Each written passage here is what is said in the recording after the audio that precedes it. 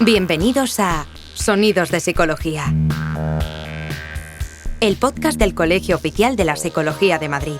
Un espacio para entender la psicología y el mundo que nos rodea.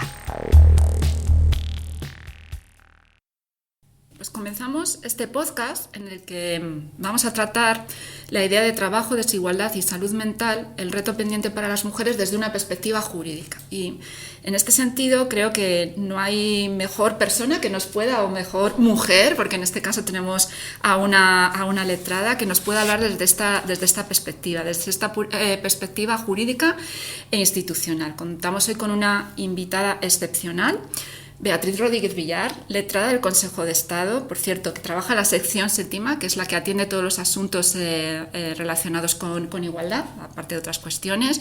Ella es profesora de la Universidad Pontificia de Comillas, colabora también con el medio digital Demócrata como analista editorial y jurídica, así que yo creo que nos puede dar una visión absolutamente central de todos estos aspectos que tienen que ver con la salud laboral, con la salud mental en el trabajo, la promoción de la mujer, pero hablando desde esa idea jurídica.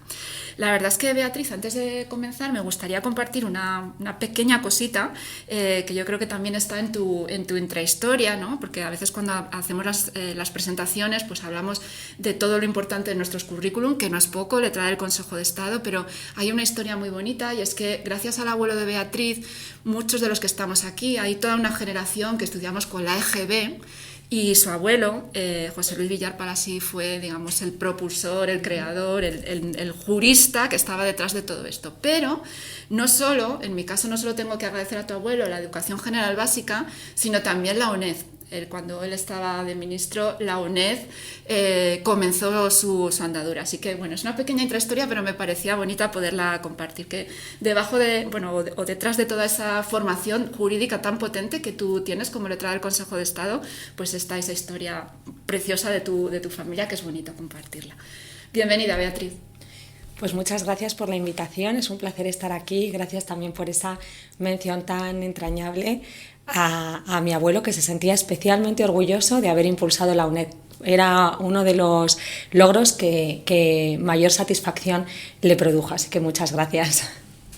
Muy bien, pues nada, comenzamos ya con las preguntas y digamos que el desarrollo del podcast, a mí me gustaría explicarlo, el por qué este podcast forma parte de un proyecto general del Colegio Oficial de la Psicología que se llama Psicología que Transforma.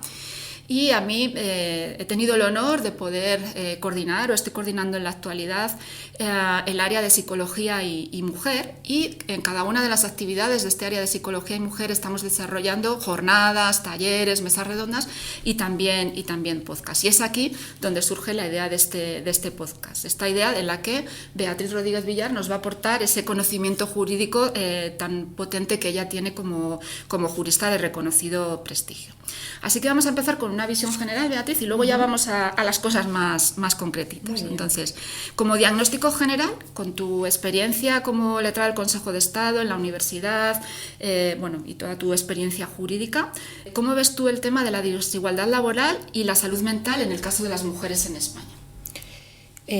Pues mira, yo diría que la relación entre desigualdad laboral y salud mental en el caso de las mujeres es muy estrecha y además profunda. No estamos ya solo ante una cuestión retributiva de diferencia de ingresos o ante, por ejemplo, mayores dificultades en el acceso al empleo, sino ante formas de desigualdad más sutiles que provocan una experiencia acumulativa de desgaste. La desigualdad actualmente se manifiesta, por ejemplo, en trayectorias más discontinuas, en mayores exigencias de demostración, en menor reconocimiento y en una carga de conciliación que sigue estando muy desigualmente repartida. Yo no soy ninguna experta, pero creo que es evidente que esto produce efectos psicológicos en muchas mujeres y además me atrevo a decir, perdóname, efectos que están infradiagnosticados. Yo veo a mi alrededor muchas mujeres que sienten ansiedad anticipatoria, que tienen una sensación de insuficiencia permanente, que experimentan culpa por no llegar a todo y en muchos casos agotamiento mental e incluso físico. A veces no hablamos de grandes episodios, sino de una erosión cotidiana. Y yo creo que esto es importante subrayarlo porque demuestra que la desigualdad no solo limita oportunidades, sino que también consume energía, consume confianza y bienestar. Y siendo yo así, creo que el vínculo entre trabajo, desigualdad y salud mental debe entenderse hoy en términos estructurales. Me explico, no es ya un problema de fragilidad individual de una determinada mujer que no tiene recursos para gestionar una situación complicada, sino que estamos hablando de contextos laborales y sociales muy complejos que siguen perjudicando de manera diferencial a la mujer. Y contextos a los que el derecho intenta dar respuesta, pero con un éxito que no siempre está a la altura de lo esperado o de lo que las mujeres necesitamos. Claro, es que yo creo que muy interesante lo que has dicho, porque hablas de conceptos psicológicos, pero es muy interesante escuchárselo a un jurista, porque es una manera de entender, o nosotros vemos con tu respuesta que realmente, claro, pues conceptos como carga mental, ansiedad anticipatoria, están en el día a día de las mujeres. Bueno, vamos ya a otro un tema más jurídico. Claro, España cuenta con leyes, planes de igualdad, mecanismos de transparencia salarial, digamos que tenemos una cobertura más o menos razonable. Entonces, ¿tú crees que el principal problema de hoy está en la falta de normas o más bien en la distancia entre la norma y la aplicación real? Desde mi posición de jurista considero que España dispone hoy de un marco jurídico bastante desarrollado. Sinceramente creo que tenemos una legislación muy sólida en materia de igualdad. Por centrarme exclusivamente en el ámbito laboral, dejando al margen disposiciones normativas que pueden intentar atender a otros problemas, como por ejemplo pues, la violencia de género, ¿vale? Vamos a centrarnos en el mercado de trabajo. Existen, como has mencionado, instrumentos de transparencia retributiva, por ejemplo, normas que imponen obligaciones a determinadas empresas, como por ejemplo la elaboración de planes de igualdad que determinadas empresas deben adoptar. Existen también medidas de promoción y de fomento, como por ejemplo el distintivo de igualdad de la empresa, el DIE, que no solo mejora la reputación corporativa, no solo es un mecanismo para atraer talento femenino, sino que también tiene ventajas tangibles. Por ejemplo, otorga ventajas competitivas en licitaciones públicas, de manera que es una herramienta importante. Contamos también, por ejemplo, con la Ley Orgánica 2/2024 de 1 de agosto de representación paritaria y presencia equilibrada de mujeres y hombres, que es una ley que refuerza la designación de mujeres en órganos de decisión política y de decisión empresarial y que además impone la obligación de las listas electorales paritarias.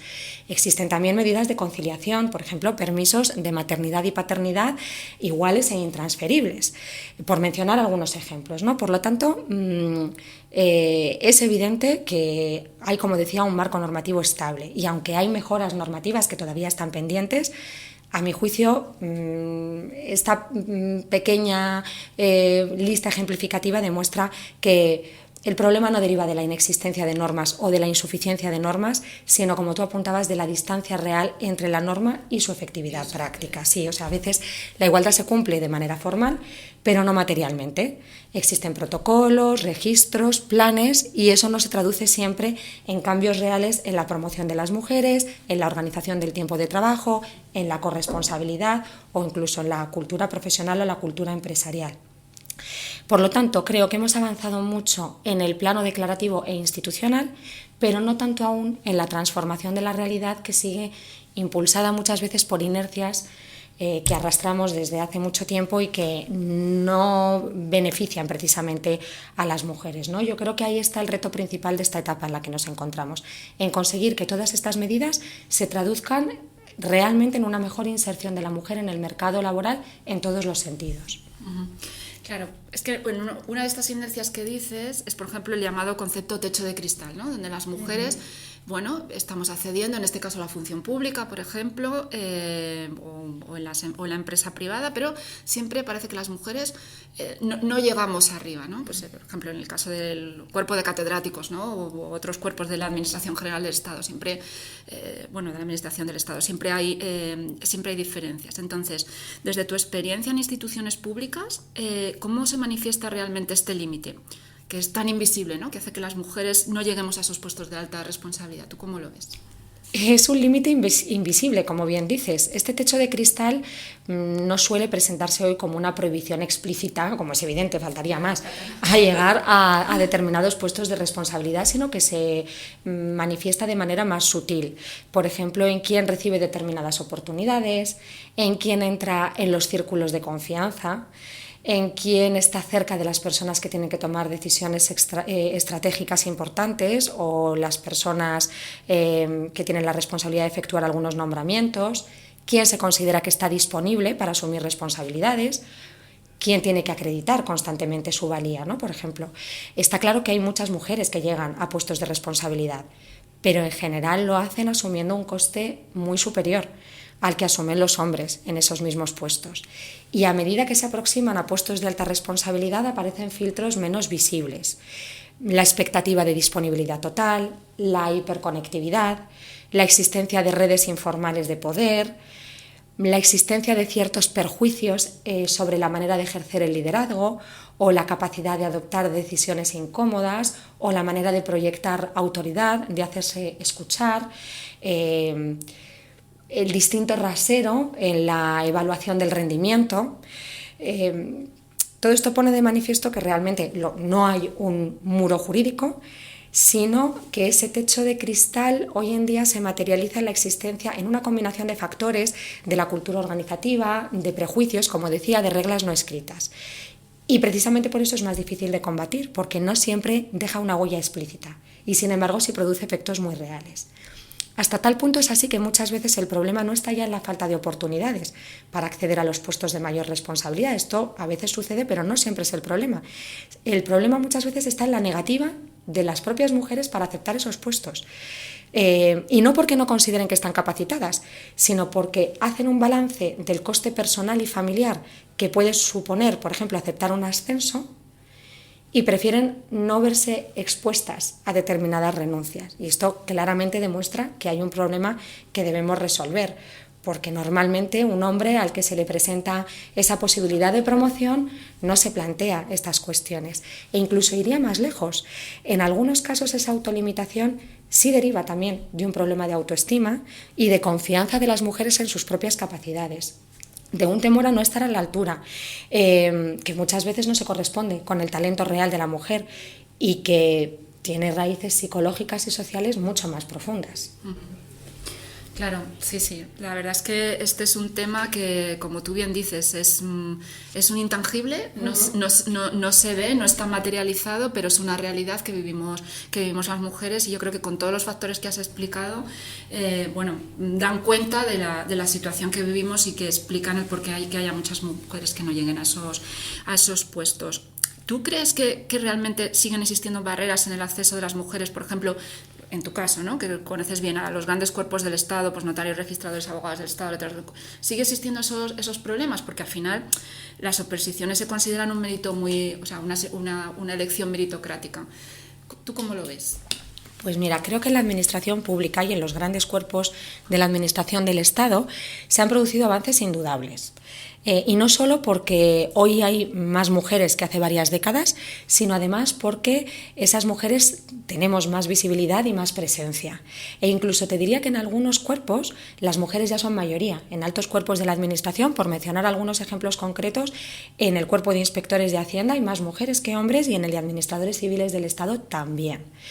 Ahora bien, esto no significa que las barreras hayan desaparecido. Muchas veces esas barreras no están en el acceso. No suelen estar en el acceso. El acceso formal está abierto por igual a hombres y mujeres, pero la progresión posterior no se desarrolla en términos equivalentes siempre. Persisten dificultades en la llegada a espacios de mayor influencia, a determinados puestos directivos o a trayectorias que exigen una disponibilidad de tiempo intensa y sostenida. a lo largo del tiempo. Por lo tanto, no hablaría, desde luego, de una exclusión frontal, sino de una desigualdad de recorrido. No es solo quién entra, sino quién asciende, en qué condiciones y con qué coste personal. Por poner también ejemplos concretos, en la agencia tributaria, que lo mencionaba antes, hay más inspectoras que inspectores, pero a medida que ascendemos a puestos de mayor responsabilidad, la presencia femenina disminuye. Y de hecho, solo con datos de 2024, solo un 37,7% de los niveles 30 están ocupados por mujeres. Y si hablamos de carreras públicas de máximo prestigio y de altísima selectividad, la judicatura es también un ejemplo muy claro. Según los datos del Consejo General del Poder Judicial, las juezas y magistradas representan hoy más del 50% de la carrera judicial en España, que además es el país en el que mayor proporción de mujeres hay dentro del entorno europeo, en la administración de justicia, en la judicatura. Y lo mismo sucede en la carrera fiscal. Y sin embargo, en la cúspide judicial sigue habiendo un claro embudo. En el Consejo General del Poder Judicial la presencia femenina es muy relevante, pero no es paritaria. Y en el Tribunal Supremo hay una infrarrepresentación femenina muy acusada. Pero en todo caso, creo que no sería justo ignorar que con carácter general el talento femenino brilla más y se desarrolla más fácilmente en el sector público que en el sector privado. Bien. Bueno, y en el paso previo, antes de las oposiciones, o sea, cuando se están preparando las oposiciones, ¿tú crees que existen desigualdades estructurales previas?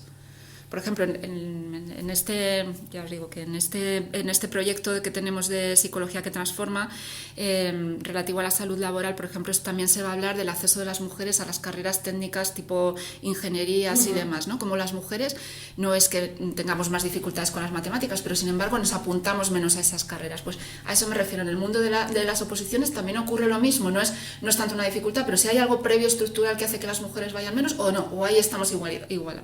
Yo creo que también aquí se han hecho grandes avances y que además el sistema de oposiciones tiene una gran virtud, y es que premia el mérito y la capacidad, y eso reduce la arbitrariedad, y es algo muy valioso porque sin duda beneficia a las mujeres.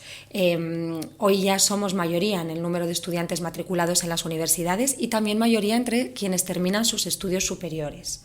Y hay que tener en cuenta, este dato tiene una relación directa con las oposiciones, porque en la actualidad lo más habitual es que las oposiciones a los grandes cuerpos de la administración comiencen a prepararse nada más terminar la carrera, o en los primeros años de la vida laboral, precisamente tras constatar las dificultades que el sector privado plantea a largo plazo con la conciliación y como una vía alternativa para poder desarrollar una carrera profesional previa sin esas dificultades que se presentan en el sector privado, pero siempre en esos primeros años de ejercicio. Por lo tanto, las oposiciones se afrontan generalmente en un momento de la vida en que lo más frecuente es que no existan cargas familiares. Por lo tanto, en su concepción más pura, es un método de selección de personal objetivo y como tal es un sistema que no perjudica a la mujer, más bien lo contrario. Ahora bien, creo que sería ingenuo pensar que un sistema formalmente objetivo es también socialmente neutro. Esto no es exactamente así, ya que preparar una oposición de alta exigencia por ejemplo, es un proyecto a medio plazo, a veces incluso a largo plazo. Y en el caso de las mujeres, esto puede traducirse en una presión temporal asociada, por ejemplo, a expectativas de maternidad. Aquí la desigualdad de género puede aparecer de forma más indirecta, más tardía o más contingente. Pero lo que está claro es que los exámenes de las oposiciones como tales no discriminan. El sistema es meritocrático en su diseño y la línea de salida suele ser bastante igualitaria para hombres y mujeres. Y por eso la función pública en la actualidad es una opción que cada vez valoran más las mujeres que buscan una realización intelectual compatible con una vida personal plena. Y en ese sentido creo que además las mujeres ya hemos roto muchas barreras previas en términos de apreciar el propio talento y la valía, aunque parezca que contradigo lo que decía antes, pero cuando acabas de terminar la carrera y la has terminado con éxito, digamos que tampoco te impone que oposiciones que hayan estado tradicionalmente ocupadas por hombres y en los que todavía las mujeres son minoritarias puedan estar fuera de tu alcance. Y en este sentido creo que además es importante destacar que las mujeres hemos roto ya muchas barreras, porque en oposiciones consideradas muy difíciles y al alcance de pocas personas o que tradicionalmente han estado más bien ocupadas por hombres, las mujeres ya tienen un gran protagonismo y una presencia considerable. De modo que, bueno, pues eso es importante, el que las mujeres también sean capaces de valorar la posibilidad de llegar igual de lejos y de asumir un reto intelectual que, por supuesto, tienen todas las herramientas necesarias para superar, y eso sí que creo que es importante. A lo mejor en ese sentido la fuga de talento no se percibe tanto como en otros ámbitos, como tú mencionabas, de carreras de ciencias. Aquí no se arredra mucho, por lo menos en mi experiencia, que también en el mundo de la universidad estoy en contacto con las estudiantes y muchas se acercan a mí para interesarse por el mundo de las oposiciones, por el Consejo de Estado, y veo que esta oposición genera un interés igual en alumnas y alumnos, o incluso a veces mayor en las mujeres, y eso creo que es un gran avance. Me gustaría introducir algunos conceptos más, como es el concepto de desigualdad laboral y brecha salarial. ¿Qué otros factores crees, como la promoción, la estabilidad, complementos, etcétera, contribuyen realmente a generar esa desigualdad entre hombres y mujeres? ¿Qué crees que está influyendo en esa desigualdad? Mira, creo que la pregunta es muy acertada, porque cuando hablamos de brecha económica no debemos fijarnos solo en el salario base. La desigualdad creo que se genera sobre todo en los complementos, en los pluses vinculados a disponibilidad, en los incentivos variables, en la promoción, en el acceso a puestos mejor retribuidos. A veces la discriminación no consiste en pagar distinto por lo mismo, que es la forma más evidente y que lamentablemente existe. Todavía tengo casos cercanos de amigas que están en esa situación. Pero como decían, la discriminación puede también manifestarse en la manera en la que se organiza el trabajo, quién puede acceder a las posiciones mejor retribuidas. Si los puestos con mayor proyección exigen una disponibilidad horaria casi ilimitada, las mujeres generalmente se van a ver perjudicadas, porque son las que soportan una mayor carga de tareas en el hogar. Los datos demuestran además que las mujeres seguimos estando sobrerepresentadas en los salarios bajos y menos presentes en los tramos altos. Esto indica que el problema tiene mucho que ver con la estructura del mercado de trabajo y no solo con la nómina mensual que recibe cada mujer. No es, por tanto, ya que pueda haber diferencias injustificadas en el salario que se paga a mujeres y hombres por hacer lo mismo, que sigue siendo también un problema, sino que por definición las profesiones y los puestos mejor retribuidos siguen estando ocupados mayoritariamente por hombres, y por eso se produce también esa brecha salarial. Uh-huh. Claro. Y otro tema que también me parece interesante, que es otro elemento clave, el de la maternidad. Claro. ¿Tú crees que sigue existiendo en España una especie de penalización profesional por ser madre, por tener hijos? Mi respuesta aquí, lamentablemente, que sigue existiendo una penalización profesional. Con carácter general, en la carrera profesional de muchas mujeres hay un antes y un después de ser madres. En las primeras etapas de la vida profesional, hoy en día la trayectoria de un hombre y una mujer no suele presentar divergencias, no al menos divergencias estructurales, no tiene por qué. Pero en el momento de tener hijos, la situación cambia mucho. Es cierto que hoy esta penalización adopta formas menos explícitas que en el pasado, pero sigue manifestándose, por ejemplo, en interrupciones en la carrera, en una menor expectativa de promoción, en la asignación de menos responsabilidades estratégicas o en la presunción de una menor disponibilidad futura. Lo relevante es que la maternidad todavía se percibe, creo yo, con demasiada frecuencia como un factor de riesgo organizativo. Y sin embargo, la paternidad no suele producir este efecto. Por lo tanto, esto es un claro indicio de desigualdad estructural. Y otro dato muy revelador es que con la llegada de los hijos sigue habiendo muchas más mujeres que hombres que se ven en la necesidad de reducir su jornada laboral, con el impacto que esto tiene en su prestigio y en las posibilidades de promoción. Esto afecta a la trayectoria profesional y también a la vida personal, porque genera una tensión muy fuerte entre el proyecto personal, el proyecto familiar y la necesidad de no quedar rezagada laboralmente. Muchas mujeres viven esa tensión con angustia, como una obligación de demostrar constantemente que la maternidad no les resta excelencia, que no van a ser menos productivas, y esa necesidad de demostración constante desgasta mucho. Yo creo que prácticamente todas las mujeres nos hemos planteado cómo va a afectar la maternidad a nuestra carrera, y eso es algo que no suele sucederle a los hombres. Yo, comparto 100% de las palabras que dices, ¿no? Es una reflexión que hacemos las mujeres, que además si hiciéramos una encuesta, yo creo que realmente todos los datos irían en esa línea y que los hombres no se plantean. Siempre está en nuestra cabeza, ¿no? Y además con esa carga mental que decíamos anteriormente, los hijos generan esa carga mental, el trabajo, tienes que demostrar, tienes que hacer, y al final las mujeres en muchos de los casos decimos pues no compensa y me quedo atrás.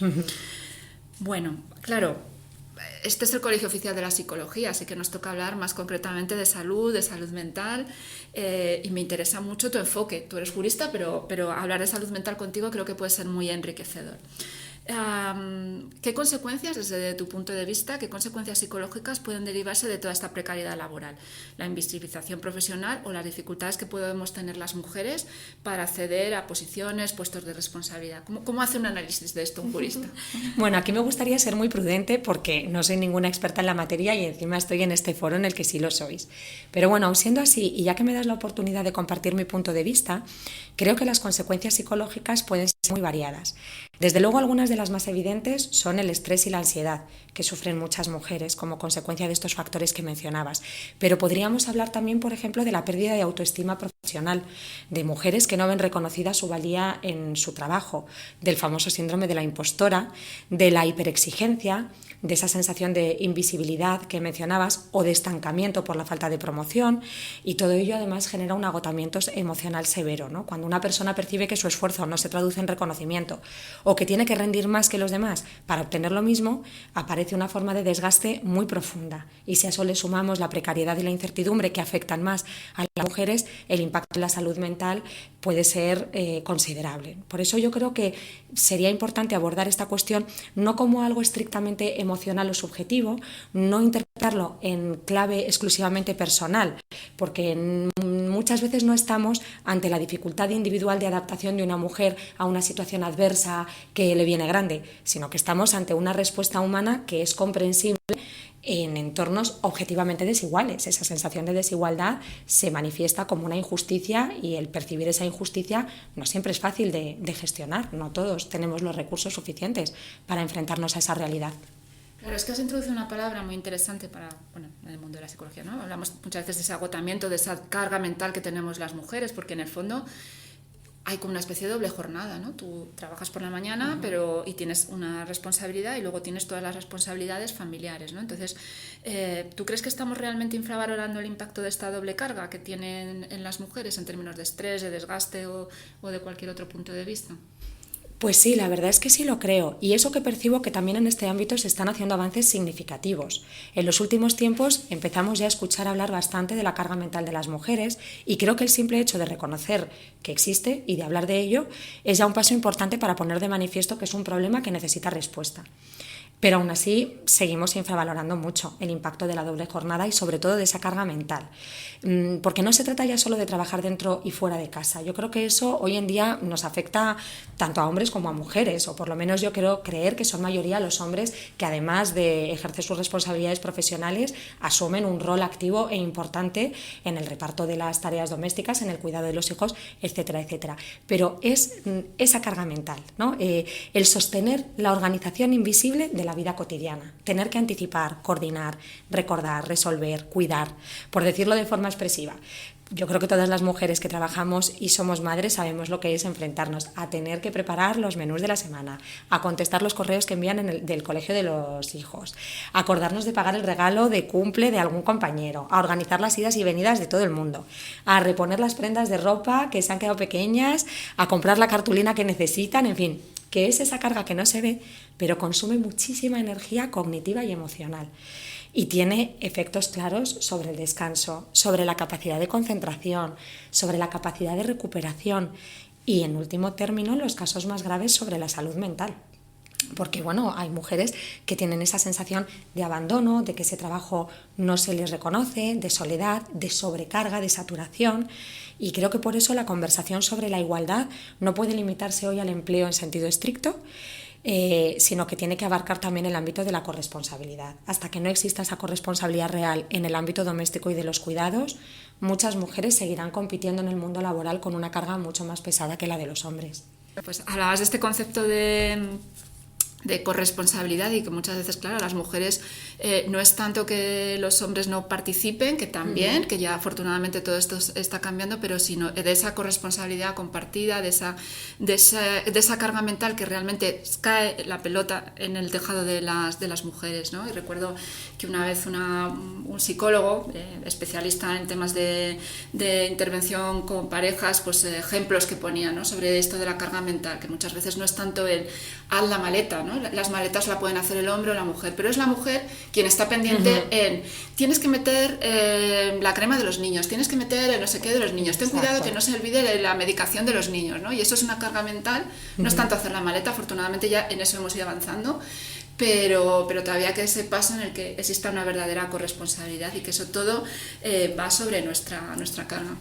A eso. Bueno, vamos a seguir haciendo otro cambio de tercio y vamos ya a un área en el que tú eres, digamos, un referente, ¿no? Políticas públicas en tu sección, ¿no? A través del Consejo de Estado, en igualdad. Además, también trabajas en todo este tema de promociones de políticas públicas. Desde tu experiencia en órganos consultivos, como es el Consejo de Estado, ¿qué políticas públicas o reformas estructurales crees que podrían ser más eficaces para avanzar hacia esa igualdad real? ¿Qué crees que nos falta? Si nos falta algo. Pues bueno, el problema es complejo y no tiene una fácil solución, pero sin duda destacaría la necesidad de actuar en algunos ámbitos muy concretos. Primero, el de los cuidados. Sabemos que siguen descansando sobre las mujeres de forma mayoritaria, por no decir desproporcionada en muchos casos. Por lo tanto, no basta con reconocer derechos, sino que es preciso construir una infraestructura pública de cuidados, una red pública suficiente de cuidado infantil y de dependencia para que la igualdad laboral sea plena y las posibilidades de acceder a los puestos de máxima responsabilidad también sean iguales y sean reales. En segundo término, destacaría también el ámbito de la organización racional del trabajo.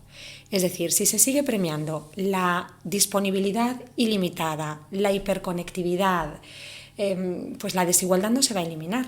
Necesitamos políticas públicas, también privadas, pero nos centramos ahora en las públicas, que impulsen un uso más racional del tiempo y un sistema en el que la promoción dependa menos de la hiperdisponibilidad y más de los resultados, que yo creo que en eso las mujeres, en fin, en la eficiencia, en alcanzar resultados con una optimización de medios, tenemos muchísimo que aportar. Un tercer ámbito, el de la transparencia material. No hablamos ya de la transparencia salarial o la auditoría retributiva, que son herramientas útiles, sino de medidas que permitan un seguimiento serio de los datos y que se traduzcan en consecuencias prácticas para lograr que haya un impacto real. Y también mencionaría la promoción a puestos de poder, a la cúpula, ¿no? Organizativa. Hacen falta criterios claros y objetivos y datos públicos que permitan someter los procesos de promoción y nombramiento a estándares más exigentes de objetividad e idoneidad. La igualdad real, en definitiva, exige pasar de una política centrada en derechos formales a una política centrada en resultados verificables. Y para eso hay que hacerse preguntas incómodas. ¿Quién asciende? ¿Quién cobra los complementos más altos? ¿Quién abandona ciertas carreras? ¿Qué coste profesional tiene cuidar? Esa creo yo que es la diferencia entre una política declarativa y una política pública seria. Con esta idea de las políticas públicas, a veces, bueno, tú has señalado aspectos tangibles, pero yo voy a señalar un aspecto intangible, a ver si, no sé cómo tú lo consideras. Claro, yo creo que también es importante tener modelos, ¿no? Que las mujeres tengamos referentes en los que podernos mirar, ¿no? Y ver gente como tú, ¿no? En tu caso, una mujer que llega a una oposición tan potente como la de Consejo de Estado, que estás en la universidad, que compartes esa experiencia con las chicas que están estudiando, también con los chicos, pero con las chicas que están estudiando Derecho. ¿Tú crees que la presencia si tuviéramos presencia mayor de referentes femeninos en cargos institucionales, realmente tendrían un efecto real en las aspiraciones profesionales de las nuevas generaciones? Sin duda sí. Yo creo que los referentes importan mucho. Evidentemente no lo resuelven todo, pero influyen positivamente. Ver a mujeres en puestos de responsabilidad amplía el imaginario colectivo de lo posible y envía además un mensaje muy poderoso, que es, bueno, pues que si una mujer ha podido llegar, el resto también puede, que no hay que renunciar a la excelencia. Creo además que los referentes no solo inspiran, sino que también ayudan a que determinadas aspiraciones dejen de verse como algo excepcional. Y esto tiene un efecto especialmente importante en las generaciones más jóvenes. Por lo tanto, la igualdad necesita normas, sin duda, pero también necesita visibilidad y ejemplos concretos que estimulen a otras mujeres y que inviten a seguir esa trayectoria. Sí, yo es que creo que los modelos son muy importantes, tener referentes, tener personas en las que mirarte y pensar que tú puedes llegar, ¿no? Tener el espejo en el que poderte mirar y decir, a mí me gustaría ser como esa mujer, yo quiero llegar a ese nivel, a mí también me parece fundamental. Bueno, pues ya estamos acabando y me gustaría cerrar con dos preguntas, una más cercana a tu ámbito, ¿no? Me gustaría que nos pudieras decir si existe algún mensaje, alguna idea que te gustaría trasladar a jóvenes juristas o estudiantes en general que aspiran a desarrollar carreras en instituciones públicas o en altos cuerpos del Estado. ¿Qué mensaje te gustaría decirles? Pues les diría ante todo que no rebajen sus aspiraciones, porque las instituciones públicas necesitan talento, preparación y vocación de servicio. Necesitan mujeres comprometidas que quieran formar parte de ellas y mejorarlas desde puestos de gran relevancia. Les aconsejaría también que estudiaran mucho, que se prepararan bien, porque es una meta ambiciosa, pero está al alcance de quienes no renuncian a la excelencia.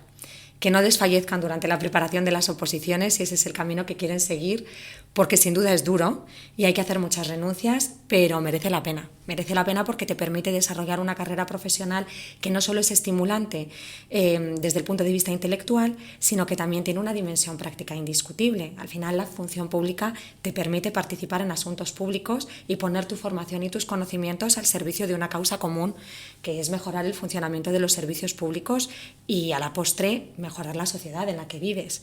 Y generalmente puedes hacerlo sin tener que asumir un coste personal desproporcionado. Es decir, sigue habiendo, ya lo hemos visto a lo largo de esta charla, aspectos que pueden y deben mejorarse. Pero a pesar de ello, trabajar en el sector público permite compaginar la construcción de una carrera profesional sólida y estimulante con la realización de un proyecto vital que va más allá de lo estrictamente profesional. Así que las animaría a ir adelante.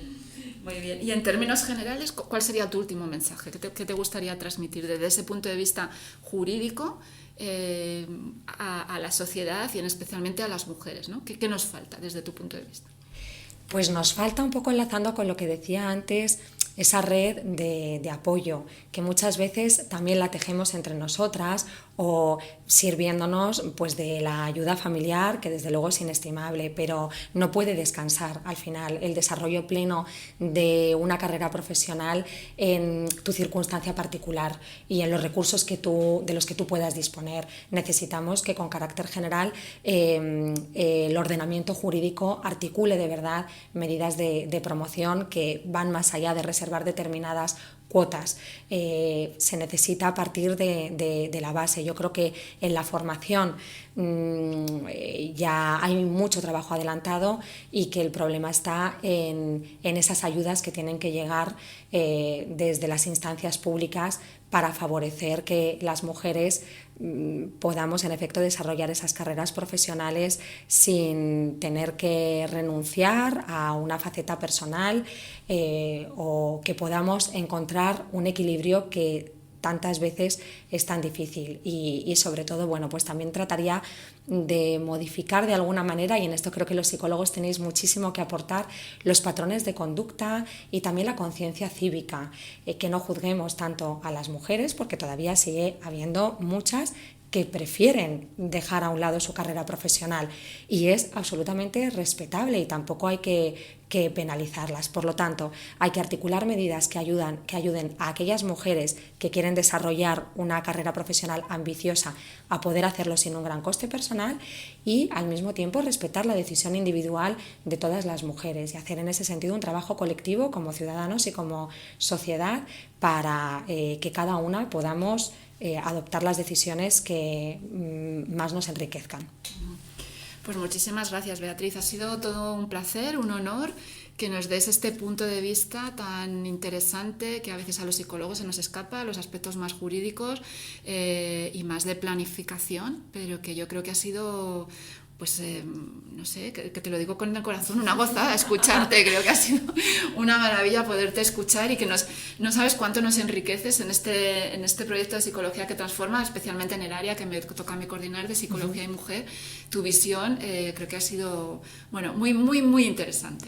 Pues muchísimas gracias a vosotros por contar conmigo, de verdad que ha sido un placer y un honor poder estar aquí y aportar este modesto granito de arena a un proyecto que por otra parte me parece apasionante, interesantísimo, muy necesario y en el que te deseo todo el éxito que mereces.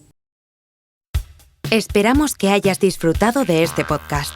Puedes encontrar todos nuestros contenidos en las mejores plataformas podcast, canal YouTube y en la web del Colegio Oficial de la Psicología de Madrid. Te esperamos en el próximo episodio de Sonidos de Psicología.